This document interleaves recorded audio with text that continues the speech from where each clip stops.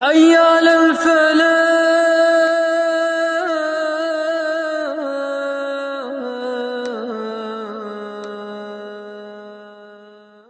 اس پورے دن میں سب سے افضل بات یہ ہے کہ ہم جب بھی جمعے کی ندا سنیں، اللہ نے ہمیں قرآن میں حکم دیا ہے کہ اے ایمان والو، جب جمعے کے دن ندا ہو جائے یعنی آذان ہو جائے، یا ندا سے مراد اعلان آذان ہے، اپنے کاروبار کو، وہ کاروبار تجارت ہو،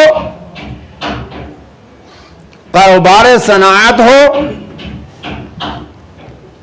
کاروبار مزارع اور کھیتی باڑی ہو، جس طریقے کا بھی آدمی کا شغل ہے، آدمی کا کام ہے، اس سب کو بند کر دیا جائے اور اذان سنتے ہی فَصَوْا إِلَىٰ ذِكْرِ اللَّهِ، اللہ کے ذکر کے لیے دوڑ پڑو۔ یہ مشغلہ ہوتا تھا صحابہ اکرام رضوان اللہ علیہم اجمعین کا۔ قرآن نازل ہوا اور جو ہی صحابہ نے سنا تو صحابہ اکرام رضوان اللہ اجمعین جمعے کے لیے دوڑ پڑتے، اور حکم مطلق کے اعتبار سے کاروباری لوگ، مزدور لوگ، محنت کش لوگ، خون پسینہ کرنے والے لوگ، اپنے ہاتھ سے کما کر حاصل کرنے والے لوگ، جس طریقے سے بھی اپنی کھیتی باڑی میں لگے ہوئے ہوتے تھے وہیں سے بھاگ لیا کرتے تھے، پہنچ جاتے تھے۔ اور تنگی اور عسرت کے زمانے میں، کپڑا مہیا نہ ہونے کے زمانے میں پوری طریقے سے تیاری سے نہیں آیا کرتے تھے، تو احکامات شریعہ کے اندر اللہ کے نبی جناب محمد رسول اللہ صلی اللہ علیہ وسلم نے جمعے کے متعلق نہانے، دھونے اور جو فضائل میں نے آپ کے سامنے رکھے تھے وہ سب بیان فرمائے ان کے سامنے، کہ جمعے کے دن نہا دھو کر، خوبصورت اچھے کپڑے پہن کر، میسر ہو تو خوشبو لگا کر آپ پھر تشریف لایا کریں۔ یہ ان کا قرآن پر عمل کے اعتبار سے تھا۔ ایک طرف شغف قرآن ہے، فَصَوْا إِلَىٰ ذِكْرِ اللَّهِ وَذَرُوا الْبَيْعَ، جتنی بھی نفع کی چیزیں ہیں، جتنی بھی، بیع کا معنی خرید و فروخت میں نہیں آتا ہے، بیع کا معنی جتنے منافع کی چیزیں ہیں، جتنی جو ہے ایسی چیزیں جس کے ذریعے سے انسان کو نفع ہوتا ہے، سب کے سب چیزوں کو ترک کر کے آپ کو جمعے کی نماز پڑھنے کے لیے آنا ہے، اور پھر آ کر آپ کو اللہ کا کلام سننا ہے۔ جمعے کے خطبے میں اللہ کے نبی جناب مسلم کا عمل کیا ہوتا تھا، خطبہ کس انداز میں ہوا کرتا تھا، اس کو ہمیں اور آپ کو پڑھنا چاہیے، ہمارے خطباء کو پڑھنا چاہیے، مقررین اور واعظین کو پڑھنا چاہیے۔ اللہ کے نبی جناب محمد صلی اللہ علیہ وسلم قرآن کی تلاوت کیا کرتے اور تذکیر فرمایا کرتے تھے۔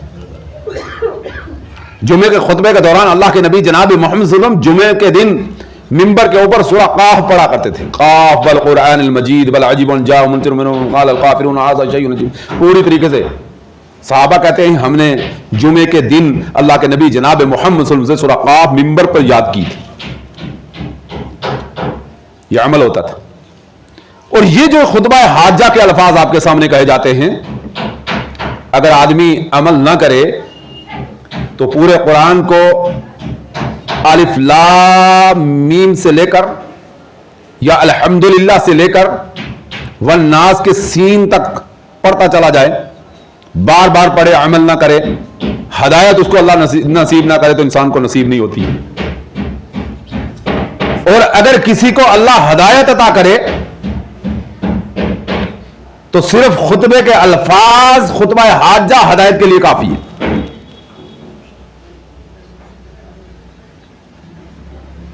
آپ تعجب کریں گے، بڑی تعجب کی بات ہے ان الفاظ کے اوپر۔ یہ صحیح مسلم شریف، اس صحیح مسلم شریف میں اس خطبہ حاجہ کے واقعات کو بیان کیا ہے۔ امام مسلم علیہ الرحمہ نے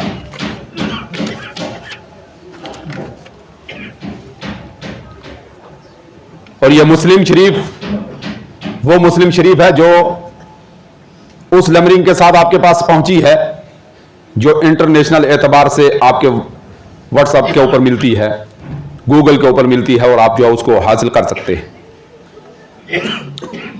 اس مسلم شریف کی ایک روایت ہے 868. اب گھر جا کے دیکھیں گے, وہ جو میں بات آپ کو بتا رہا ہوں, بس اتنی بات کہنی تھی. حضرت عبداللہ بن عباس رضی اللہ عنہ راوی حدیث, عبداللہ بن عباس رضی اللہ عنہ راوی حدیث کہ اللہ کے نبی جناب محمد رسول اللہ صلی اللہ علیہ وسلم نے جب قریش مکہ کے سامنے ایک الہ کا فلسفہ بیان کیا, ایک الہ کی دعوت دی, قل لا الہ الا اللہ تفلح تملک العرب والعجم, ایک اللہ کو مانو پانی بھی ملے گا, ایک اللہ کو مانو عزت بھی ملے گی, ایک اللہ کو مانو شفا بھی ملے گی, ایک اللہ کو مانو دنیا کے تمام جتنے حوائج ہیں صرف ایک اللہ پورے کر سکتا ہے. وہ لوگ جن کا مختلف ذہن ہو, آج کے دور میں بھی لا الہ الا اللہ محمد رسول اللہ پڑھنے والے لوگوں میں بھی یہ تنگی پائی جاتی ہے, یہ اسرت اور یہ ذہن کا سکڑن آج لا الہ الا اللہ محمد رسول اللہ پڑھنے والوں میں بھی ہے. اب یہ نہ سمجھے کہ ہم بری ذمہ ہو گئے, ہم بھی آج بھی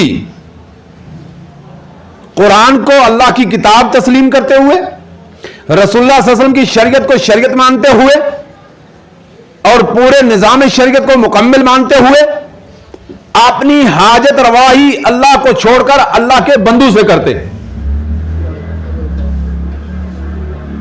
جب عرب والوں کے سامنے ایک الہ کا فلسفہ مکہ والوں کے سامنے, قریش مکہ کے سامنے اللہ کے نبی جناب محمد رسول اللہ نے پیش کیا تو قریش مکہ تلبلا اٹھے. انہوں نے تو 360 معبود بنا رکھے تھے, مجسمے سے جا رکھے تھے, ان کے سامنے جا کر جھکتے تھے, ان سے مانگتے تھے, کہا کرتے تھے کہ ھذا رب الرزق, یہ رزق کا رب ہے, وَھذا رب العزہ, یہ عزت کا رب ہے, وَھذا رب الشفاء, یہ شفا کا رب ہے. اور پوری طریقے سے ان کو اپنے اعتبار سے بیان کرتے تھے, اور جو ان کے اندر لگا رکھے تھے وہ بھی پرانی قوموں کے پورے صلحاء لوگ تھے. آپ نے اکثر و بیشتر سورہ بقرہ میں قرآن کی یہ آیت آپ تلاوت کرتے ہیں اور پڑھتے ہیں, ترجمہ کے ساتھ بھی آپ لوگ اکثر جانتے ہوں گے, وَدًّا وَلَا سَوَاعٌ وَيَعُوثَ وَيَعُوقَ وَنَسْرًا, یہ کوئی عام لوگ نہیں تھے, یہ ان قوموں کے نیکوکار لوگ تھے, صلحاء لوگ تھے, اولیاء لوگ تھے, اچھے لوگ تھے, محترم لوگ تھے. اسی لیے تو قوم نے ان کے مجسمے بنائے, ان کو پوجنا شروع کیا قوم نوح نے, اور ادھر سے پوری طریقے سے شرک داخل ہو کر یہاں آئی تو قریش مکہ تلملا گئے. کیا ہو گیا ہے محمد بن عبداللہ کو صلی اللہ علیہ وسلم, ہو کیا گیا ہے؟ انہار ہے, خوبصورت ہے, صاحب عقل ہے, صاحب دانش ہے, صاحب جاہ ہے, صادق الامین ہے, نام لینا پسند نہیں کرتے تھے کہ ہمارے انہار کا, ہمارے لال کا, ہمارے محترم کا اگر ہم نام لیں گے تو بے ادبی ہو جائے گی. کہا کرتے تھے صادق الامین, سچا امانت دار. کیا کہا کرتے تھے قریش مکہ, کہتے تھے صادق الامین, سچا امانت دار. یہ مقام تھا. دل ملا گئے, اللہ کیا ہو گیا؟ بعض کہنے لگے کسی کاہن کا اثر ہو گیا ہے, جادو ہو گیا. بعض کہنے لگے مجنون ہو گیا ہے, نعوذ باللہ حاشا وقاللہ, نقل کفر کفر نباشت. بعض کہنے لگے دیوانے ہو گئے، متفکر ہو گئے۔ اللہ کے نبی جناب محمد رسول اللہ صلی اللہ علیہ وسلم کو تو مشن دعوت تھا، اس مشن کے اندر جذبہ تھا، جنون تھا، لگاؤ تھا، لگن تھی، تڑپ تھی۔ اور جب آدمی اپنی دعوتی کام کو، دائی اپنی دعوتی کام کو، وائز اپنی جو ہے اس کام کو اپنا مشن بنا لے، چلتے اٹھتے بیٹھتے کھاتے پیتے وہ ہمیشہ قوم کے سامنے اس بات کو رکھتا ہے۔ نبی علیہ الصلوۃ والتسلیم نے تمام تر دنیا کے نظام کو اس اعتبار سے کہ اس کے جو انداز تھا اسے بالا تر کر کے دعوت کو عام کیا ہے۔ بڑا تاجر اتنا ایک دم کہ بھائی فوراً صرف توحید توحید توحید وحدانیت ان سب کے خلاف بات کر رہا ہے۔ تو اس فکر کے اندر مگن تھے قریش مکہ، مگن تھے۔ انہی دنوں میں زماد آ گیا۔ کون آیا؟ زماد آ گیا۔ زماد کون تھا؟ چلتا پھرتا ایک جھاڑ پھونک کرنے والا پیر تھا۔ جیسے ہمارے دور میں بھی اس طریقے کے لوگ جو ہے بے شمار پائے جاتے ہیں اور پائے جاتے ہیں، کوئی کسی کونے سے آ جاتا ہے، کوئی کسی کونے سے آ جاتا ہے۔ لوگ سب فریاد کرتے جی مولوی صاحب بڑے عجیب نکل گئے ہیں، ہمارے معاشرے میں کہتے ہیں یہ کچھ نہیں ہے۔ شعونی قبیلہ سے تعلق رکھتا تھا۔ امام مسلم رحمہ صحیح مسلم میں روایت نقل کی ہے۔ آپ پہنچا قبیلہ میں، جو ہی مکہ میں وہ پہنچا اس کا ترا تھا، لوگ ساتھ میں گھوما کرتے تھے۔ آہستہ آہستہ آپ میں توحید آئی تو لوگوں کے کھولے اور اس طریقے کے شعبدہ باز بھی ختم ہوتے جا رہے۔ شعبدہ بازوں کی دنیا نہیں رہی، علمی دنیا آ گئی۔ شعبدہ باز گئے، لفاظ گئے، تراباز گئے، اور ابھی نہیں، ابھی آپ اور محنت کریں گے، اور محنت کریں گے، ابھی اور محنت کریں گے۔ بڑی محنت کی ضرورت ہے، اس پر بڑی محنت کی ضرورت ہے۔ اب جس سے پوچھئے نا، آپ میڈیا میں دیکھتے ہیں، جس سے پوچھئے نماز ہم پڑھے، نمازیں ہم پڑھے پڑھائے ہیں، ہم نے علی کی پڑھ رکھی ہے کوئی کہتا ہے، ہم نے حسن کی پڑھ رکھی ہے کوئی کہتا ہے، ہم نے حسین کی پڑھ رکھی ہے کوئی کہتا ہے۔ کہیے کلمہ کہا ضرورت ہی نہیں ہے، ہمیں ضرورت کیا ہے کلمہ پڑھنے کی؟ آپ آج بھی تو دیکھتے ہیں، وہ بھی تھا اس سے ذرا جو یہ اس حالت کے اس سے تھوڑا سا اچھا تھا، بہتر تھا۔ ان سے میں جو یہ کہہ رہا ہوں، ان سے بہتر تھا۔ اور میں وثوق سے کہتا ہوں کہ آج کے ہمارے عقیدے سے قرآن کا اگر ہم مطالعہ کریں تو آپ برا نہ مانیں، یہ میں قرآن کو سامنے رکھ کر بات کہنے لگا ہوں، قریش مکہ کا عقیدہ ہم سے زیادہ مضبوط اور بہتر تھا رب کی ذات کے لیے۔ آپ برا نہ مانیں، اس لیے کہ ہم نے تو قرآن نازل ہو گیا، راشن کارڈ میں ہم مسلمان بن گئے، ہم نے کھول کر ساری زندگی دیکھنا نہیں، اس کو پڑھنا نہیں، اس کا ترجمہ نہیں، اس کا نظام نہیں، اس کا سسٹم نہیں، ہمارا سلسلہ نسب ایک قائم ہو گیا ہے۔ میں فلاں سے ہوں، بیعت ہو گیا تو یہ فلاں سے بیعت ہو گیا، وہ فلاں۔ ہر زمانے کا اور ہر دور کا، ہر خطے کا، ہر کونے کا اپنا ایک جو ہے سلسلہ نسب ہے، کوئی اس سے جڑا ہوا ہے، کوئی اس سے جڑا ہوا ہے۔ اس کو پوچھو وہ مطلق جاہل ہوتا ہے،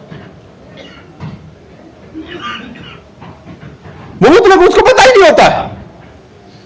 اسی طریقے سے جب زماد پہنچا، قریش مکہ پوری طریقے سے سراپا احتجاج ہوئے، زماد آپ آگے ہیں، ہمارے ہاں بڑا معاملہ پیدا ہو گیا مکہ کے اندر۔ کہا کیا ہوا؟ کہا محمد بن عبداللہ بدل گئے ہیں، ہمارے تمام معبودوں کے متعلق کہتے ہیں یہ کچھ بھی ان کی حقیقت نہیں، یہ کچھ بھی نہیں، ایک اللہ کو مانو، باقی سب کو ترک کر دو۔ ہمارے دین کے متعلق عجیب باتیں کرتا ہے، اس کا تو نظام ہی پورا تبدیل ہو گیا ہے۔ زماد کہنے لگا کوئی گل نہیں، کوئی بات نہیں، آپ فکر نہیں کریں گے۔ اور حدیث میں الفاظ آئے مسلم شریف میں کہ کہنے لگا اللہ میرے ذریعے سے لوگوں کو بیش بہا شفا دیتا ہے، مجھے یقین ہے کہ اللہ میرے ذریعے سے محمد بن عبداللہ کو بھی شفا دے گا۔ میں نے تب بھی کہا کہ وہ کلمہ نہ پڑھ کر بھی ہم سے زیادہ اللہ کو مانتے تھے۔ یہ مسلم کی روایت ہے، یہ مسلم شریف۔ وہ کہتا ہے مجھے یقین ہے کہ اللہ میرے ذریعے سے لوگوں کو شفا دیتا رہا ہے، یعنی اللہ شفا دیتا رہا ہے، اور مجھے یقین ہے کہ میرے ذریعے سے اللہ محمد بن عبداللہ کو بھی شفا دے گا۔ پہنچ جاتا ہے، ہائے ہائے او سراپا اخلاق والے، تیری رحمتوں پہ قربان جائیں ہم۔ آئے نا کوئی سامنے آگے کہے مولوی صاحب آپ دیوانے ہو گئے ہیں تو یہ سنت کے اعتبار سے ملی ہے، تو مولوی کہے گا اچھا تیرے سر کو لاٹھی سے ملا لیتا ہوں۔ ہے آج مولوی کا وہ اخلاق نہیں۔ آ بیٹھا محمد رسول اللہ صلی اللہ علیہ وسلم کے سامنے آ کر کہتا ہے محمد صلی اللہ علیہ وسلم سنا ہے کہ آپ مجنون ہو گئے ہیں۔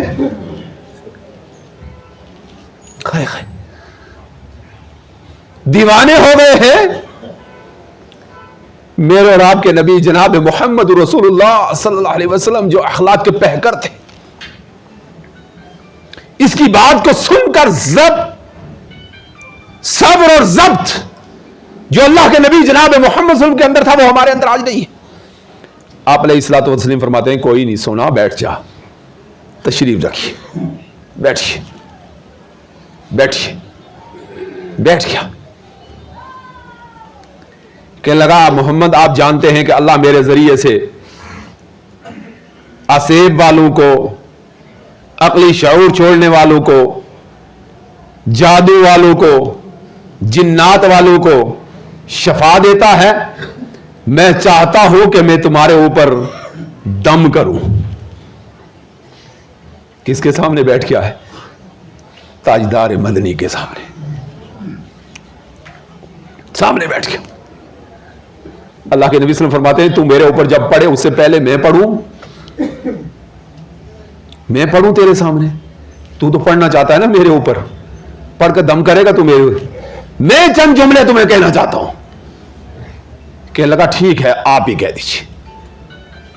اور مسلمانوں ہم ہر دن سنتے ہیں، عمل کرتے ہیں، ہر جمعے کو سنتے ہیں۔ کہاں سے اللہ کے نبی صلی اللہ علیہ وسلم شروع کیا؟ اللہ اکبر۔ میرے اور آپ کے نبی جناب محمد صلی اللہ علیہ وسلم شروع کرتے ہیں، کہتے ہیں ان الحمد للہ نحمدہ ونستعینہ ونستغفرہ ونعوذ باللہ من شرور انفسنا ومن سیئات اعمالنا من یہدی اللہ فلا مضل لہ ومن یضلل فلا ہادی لہ اشہد ان لا الہ الا اللہ واشہد ان محمدا عبدہ ورسولہ اما بعد۔ لفظ اما بعد پر پہنچے، اس کا چہرہ بدلا ہوا ہے۔ کہتا ہے اعد یا محمد صلی اللہ علیہ وسلم، اعد دوبارہ آپ شروع کر لیجئے، دوبارہ لٹائیے۔ اللہ کے نبی جناب محمد صلی اللہ علیہ وسلم پھر شروع کرتے ہیں ان الحمد للہ نحمدہ ونستعینہ۔ پھر جب پہنچے اما بعد، کہتا ہے محمد دوبارہ لٹائیے، عید دوبارہ لٹائیے، دوبارہ پڑھیے۔ اللہ کے نبی جناب محمد رسول اللہ صلی اللہ علیہ وسلم دوبارہ لٹاتے ہیں، دوبارہ پڑھتے ہیں۔ یہ کس کے الفاظ ہیں؟ محمد رسول اللہ کے الفاظ۔ شروع کیا، ایک دم بدلتا چلا گیا، بدلتے اتنا بدل گیا کہ جب نبی علیہ الصلوۃ والتسلیم نے اپنی نگاہ اٹھائی، کہتا ہے اللہ کے نبی صلی اللہ علیہ وسلم اپنے ہاتھ کو میری طرف بڑھائیے، میں اسلام کے لیے آپ کے ہاتھ پر بیعت کرتا ہوں۔ اما بات تک سنو، حدیث میں الفاظ بھی صرف اتنے ہی ہیں، اس کے بعد والے پورے خطبہ حجہ ہے جو پورا ہم پڑھتے ہیں، اما بعد فإن خیر الحدیث کتاب اللہ وخیر الہدی ہدی محمد صلی اللہ علیہ وسلم، باقی الفاظ حدیث میں موجود ہیں، لیکن اس نے یہیں تک سنا، مسلم میں روایت موجود ہے۔ کہتا ہے ہاتھ بڑھائیے، ہاتھ بڑھایا گیا، اللہ کے نبی جناب محمد صلی اللہ علیہ وسلم نے ہاتھ بڑھایا، بیعت کرتے ہوئے اقرار کرتا ہے، اے اللہ کے نبی جناب محمد رسول اللہ صلی اللہ علیہ وسلم، کاہنوں کو آنکھ سے دیکھا، کلام بھی سنا، ور یہ کلام موجود نہ تھا، جادوگروں کو بھی دیکھا مگر ایسا کلام پیش نہیں کرتے ہیں، بڑے بڑے شعبدہ بازوں کو بھی دیکھا، ایسا کلام موجود نہیں رہا ہے۔ اے اللہ کے نبی صلی اللہ علیہ وسلم، یہ کلام آدمی کا کلام ہو ہی نہیں سکتا ہے، یہ تو اتنا بڑا کلام ہے کہ جس کے اندر سراپا توحید ہے، سراپا اللہ کا تعارف ہے، سراپا اللہ تعالیٰ کو شناسائی ہے، میں آپ پر ایمان لاتا ہوں۔ اللہ کے نبی جناب محمد رسول اللہ صلی اللہ علیہ وسلم لمحے کو نہیں چھوڑا کرتے تھے، دعوتی لمحے کو رسول مقبول صلی اللہ علیہ وسلم نے کبھی نہیں چھوڑا، جس مقام پر آپ ہوئے۔ ہائے قربان جاؤں نبی علیہ السلام کی تڑپ پر، خدا کی قسم کہاں ہمارے اندر تڑپ ہے؟ ہمیں آپ کی اصلاح کی تڑپ ہی نہیں ہے، کھوکھلے دعوے ہیں۔ اللہ کے نبی صلی اللہ علیہ وسلم فرماتے ہیں اچھا زماد، تم نے تو اقرار کیا قوم کے متعلق، تیری قوم بڑی شعور والی قوم ہے، بڑی قوم ہے، بڑے قوم کا تو چودھری ہے، بڑے قوم کا تو پیر ہے، بڑی قوم تیری مرید ہے، مریدوں کے بارے میں کیا خیال ہے؟ مریدوں کے لیے کیا کہتے ہو؟ تم اپنی بیعت تو میرے ہاتھ پر کرتے ہو، مریدوں کی بھی بیعت کرو گے کہ نہیں کرو گے کہ میرے ساتھ اپنے مریدوں کو بھی لگاؤ گے؟ کہتا ہے آقا میں اپنے مریدوں کے لیے بھی آپ کی ہاتھ پر بیعت کرتا ہوں، میں اپنے جو میرے مرید ہیں نا، جو میرے ماننے والے ہیں نا، جو میری قوم ہے نا، میں اپنی قوم کے لیے بھی آپ کے ہاتھ پر بیعت کرتا ہوں کہ میری قوم بھی آپ پر ایمان لائے گی، میں اپنی قوم کو سمجھاؤں گا، میں اپنی قوم کو جو ہے سکھاؤں گا، میں اپنی قوم کے پاس جاؤں گا، میں اپنی قوم کو دعوت دین دوں گا۔ یہ وہ خطبہ کے الفاظ ہیں جو ہر جمعے کو ہم سنتے ہیں۔ ایک بار زماد نے دل کے کانوں سے سنا، آیا کس لیے تھا؟ علاج کس کا کرنا چاہتا تھا؟ علاج ہوا کس کا؟ وہ علاج کرنے کے لیے معالج بن کر آیا تھا، قریش مکہ کی طرف سے، کفار مکہ کی طرف سے محمد رسول اللہ صلی اللہ علیہ وسلم کا علاج کرنے کے لیے حاشا وکلا نعوذ باللہ آیا تھا، لیکن اللہ نے اس کے کفر کا ایسا علاج کیا، کلمہ پڑھ کے پوری طریقے سے گیا اور جا کے قوم کو بھی کہا کہ بھائی میں جو ہے اس طریقے سے کر کے آیا ہوں۔ میرے اور آپ کے نبی جناب محمد رسول اللہ نے ان کی قوم کے متعلق ایک مرتبہ فرمایا تھا، فرمایا اس قوم سے کیا آپ نے لیا ہے؟ صحابہ نے کہا تھا ہی پاس کچھ نہیں، ایک لوٹا تھا وہ لے لیا ہے۔ اس لیے مسلم کی روایت میں موجود ہے، آپ اس میں جا کے دیکھیں، ایک لوٹا۔ اللہ کے نبی صلی اللہ علیہ وسلم فرماتے ہیں ان کا لوٹا ان کو واپس کر دو، اس زماد کی قوم کا لوٹا بھی تمہیں اجازت نہیں دوں گا کہ تم لو۔ ایک لوٹا جو پانی کا لوٹا ہے نا، وہ بھی لینے کی اجازت نہیں دوں گا، اس لیے کہ اس نے امان طلب کی تھی مجھ سے اپنے لیے، اپنی قوم کے لیے، اور یہ اسلام لے کر قبول کیا تھا، اس کے لیے قطعیہ طور پر جائز نہیں کہ آپ اس کے ساتھ جو ہے اس طریقے سے کریں۔ یہ محمد رسول اللہ علیہ وسلم کا اخلاق تھا، فرمایا ایک لوٹے لینے کی بھی اجازت میں نہیں دوں گا۔ میرے مسلمان بھائیوں، آپ جمعے کے دن جب خطبہ سنتے ہیں دل کے کانوں خطبہ سنا کریں۔ میں نہیں دعویٰ کرتا ہوں کہ ہم جو ہے بالکل سراپا بہت اچھی بات آپ تک پہنچا سکتے ہیں، سماع خلاصی بھی ہوتی ہوگی، آپ کے اندر بہوریت بھی ہوتی ہوگی، کوئی چیز سمجھ میں نہیں بھی آتی ہوگی، لیکن اس کے ساتھ بھی اپنے دل کو حاضر کیا کریں۔ یہ جمعے کا دن ہے نا، اب یہاں تشریف لائے ہیں، اس میں ایک ساتھ ایک گھڑی ہے، اس گھڑی کے اندر آپ جو بھی اللہ سے دعا کریں گے اللہ قبول فرمائے گا۔ جو دعا حاجت نیک، یہ دعا نہیں کہ وہ دعا لمعانی جو آپ کے لیے مناسب نہیں، पड़ोसी के लिए दुआ करे, रिश्तेदार के लिए दुआ करे, या अल्लाह इसको तू ले ले तो मुझे रख ले। ये बसात और सड़ात वाली दुआ नहीं, नेक और अच्छी दुआ, नेक और अच्छी दुआ, वो दुआ जो नबी अलैहिस्सलातु व तस्लीम ने कहा कि ये आपके लिए जायज और मुनासिब है, वो दुआ आप करेंगे, अपनी हाजत की दुआ आप करेंगे। और उसके लिए फरमाया युक़ल्लिलुहा, वो बहुत कम है। साहबा कहते हैं कि आप अलैहिस्सलातु व तस्लीम ने उसको युक़ल्लिलुहा, बहुत कम कहा इतना कम वक्त है। उसके लिए 40 से ज्यादा अक़वाल है कि वो जुमे में साथ में जो दुआ कबूल होती है, 40 से ज्यादा अक़वाल नोट किए गए हैं। उनमें एक कौल रवायत पर अगरचे कलाम है, एक कौल यह है इमाम जब मिंबर पे बैठता है, खुतबा शुरू करता है और जब तक मिंबर से उतरता, ये वक्त है। ये वक्त वो है कि इस वक्त में अगर आप अल्लाह से दुआ करते हैं, इसीलिए ये वक्त इंतहाई खामोशी और हुजूर कल्बी का वक्त है। इस वक्त आप अपने दिल से अल्लाह के सामने आपने जो इरादा रखेगा, अल्लाहु अकबर अल्लाहु अकबर। दुआ सिर्फ अल्फाज का नाम नहीं है, दुआ सिर्फ अल्फाज का नाम। अक्सर बेशतर लोग कह देते हैं हमारे लिए दुआ करें, दुआ दिल की कैफियत का नाम। भूखे को खाना खिला के आप कहे आप मेरे लिए दुआ करें, अरे तो उसके तो दिल से दुआ निकल चुकी है, उसके दिल से दुआ निकल चुकी। नंगे को आप कपड़ा पहनाएं, साथ में ताकीद करें मेरे लिए दुआ करें, अरे उसके दिल से तो निकल चुकी। तुम्हें क्या अंदाजा किस अंदाज में उसके दिल ने कहा होगा आपके लिए। परेशान हाल की परेशानी को आपने दूर किया, उसके लिए आप कहें आप मेरे लिए दुआ करें, ठीक है। दुआ तो अल्फाज सिर्फ अल्फाज का नाम नहीं है, दिल के इरादे और कैफियत का नाम है।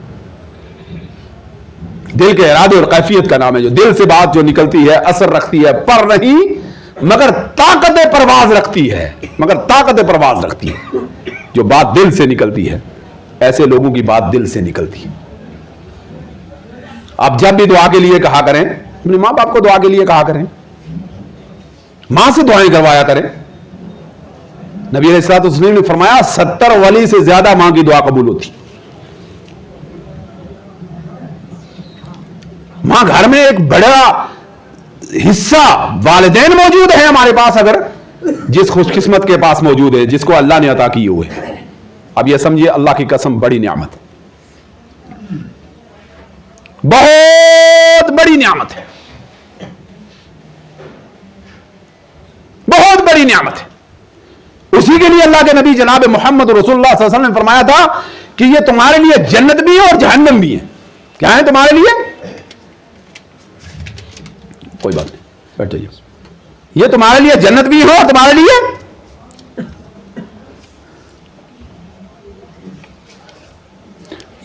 जन्नत भी है और तुम्हारे लिए जहन्नम भी है। वालिदैन जन्नत भी और जहन्नम भी है। इसलिए हमें चाहिए कि हम अपने वालिदैन से अपने हक में जिन लोगों के मौजूद है खिदमत कीजिए, सुबह शाम दुआएं कीजिए, उनकी जो है आगे आप हाजिर होइए। और मेरे भाइयों, कितना बड़ा दर्जा था, कितना बड़ा दर्जा था, कितना बड़ा मर्तबा था, कितनी बड़ी मंजिलत थी। अल्लाह के नबी जनाब मोहम्मद रसूलुल्लाह सल्लल्लाहु अलैहि वसल्लम ने फरमाया कि जो अपने वालिदैन को, अपनी वालिदा को नजर रहमत से एक दिन, नजर रहमत से एक मर्तबा देखता है, अल्लाह ताला उसको हज मबरूर का सवाब देता है। किसका सवाब देता है? हज मबरूर। वो हज लैसा लहुल जज़ाउ इल्लल जन्ना। अल्लाह के नबी सल्लल्लाहु अलैहि वसल्लम ने फरमाया हज्जुल मबरूर लैसा लहुल जज़ाउ इल्लल जन्ना। हज मबरूर नहीं, उसकी जज़ा सिर्फ जन्नत है।